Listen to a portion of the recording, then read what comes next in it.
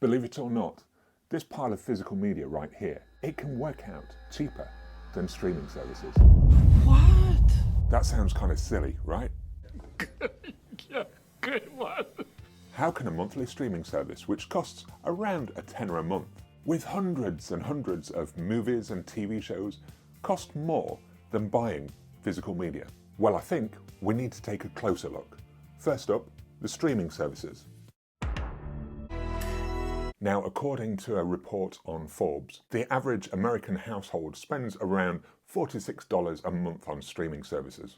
This equates to around 3 or 4 streaming services running at any one time. Personally, I've got 4 services running at the moment. I've got Netflix, I've got Disney Plus or TV Plus, and I'm probably spending between £40 and £50 a month for these services. And then I did a poll on my YouTube community page and found that over 40% of people that voted had 3 or more services running at any one time. This got me thinking a little more about the money and how we use the streaming platforms. Sure, they're handy to have on tap with a whole library at your fingertips, but how much do we actually use them? Usually I only manage about 2 films per week, and that's because of kids or work or whatever else can get in the way. And that 2 a week, it's not just through the streaming services because, like a lot of us, I'm a physical media collector, so some of the viewing, it comes from that. But for argument's sake, let's say 2 a week. So that equates to approximately 8 movies a month. Suddenly, that £40 a month I'm spending on streaming services is breaking down to around £5 per movie. Yeah, sure, there's a bunch of TV shows in there as well. But £5 a movie? That figure right there is already on par with the average digital rental price for an online rental of the newest, biggest blockbusters. If I'm being honest, at the moment I'm struggling to hit 1 movie a week at home. Let me play a sad song for you on the world's smallest violin. Life stuff, it sometimes just gets in the way. Life finds a way. So for me, for how much I actually use these streaming platforms, I'm actually paying quite a big premium. But how is it more expensive than physical media when the discs can be around or above £15 per title? So let's take a look at physical media. If you're buying new for new titles, then yes, you may end up paying more dependent on the amount of titles that you're picking up. The best thing about physical media? The prices, they always fall. For example, The Crow, recently released, already on a 2 for £30 offer instead of £20. Prices on older titles, they'll naturally drop over time. Or very often, there's frequent sales through the online stores or even on the high street. But then, it can be even cheaper if you're delving into the pre-owned market.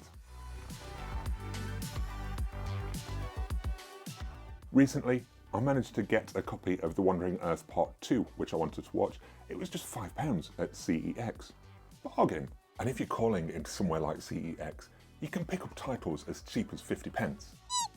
50 pence each. You can literally pick up 80 cheap titles, and that makes up that £40 a month that I'm paying for the streaming services, which on average is about the same amount of movies that I'm actually getting through per year. Yes, I know we don't want the bottom of the barrel, old titles that are 50 pence, but this was just used as a little example. Even if the movies are a couple of quid each, you can still get a butt ton of physical media for the cost that you're paying out each month on streaming services. I've just ordered 4 titles that I wanted to watch, or for the collection, from Music Magpie. Sure, they're not the newest titles, but these weren't available on streaming. Really, it was my best option to be able to see these films again. It was a mixture of 3 DVDs and 1 Blu Ray. Yeah, I know, DVD's not the best format, but I wanted to see the movies again. Make sure you see your next movie on DVD. Yeah. It cost me just £5 delivered for all 4. Really, it's ridiculously cheap. And while I was on there browsing, I noticed a huge range of Blu-rays in the 4 for £5 offer, and that included a butt ton of Marvel movies. 4 for £5 on Marvel movies. That's ridiculous. I mean, look right here. Thor Ragnarok, Guardians of the Galaxy, Avengers, Infinity War.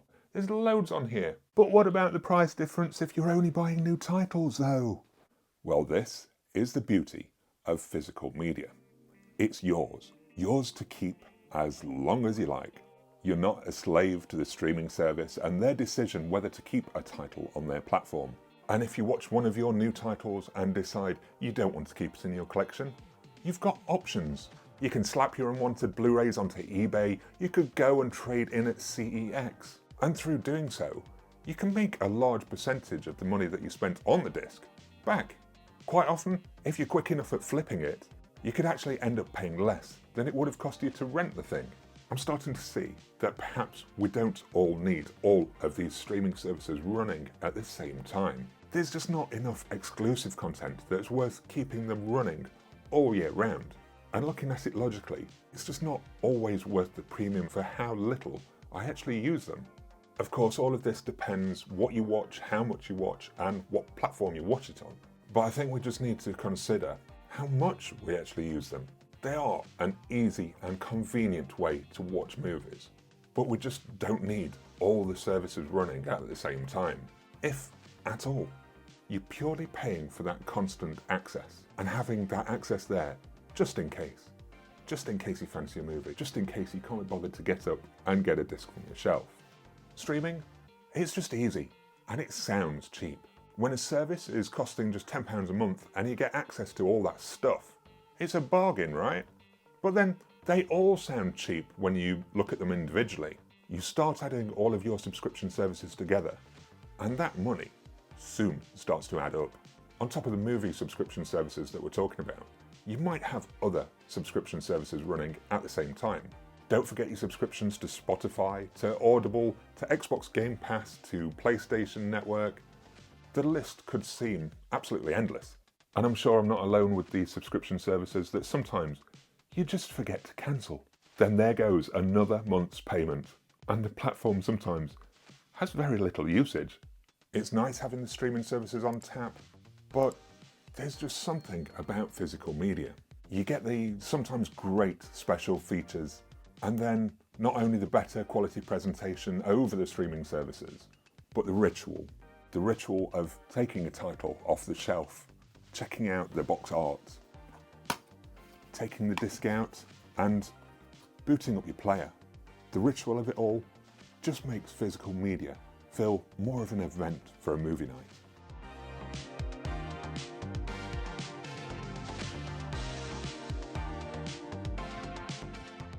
If you're a physical media collector and enjoy shopping places like CEX and HMV, you can check out one of my shopping videos right here. And if that's not enough, you can check out another shopping video right here.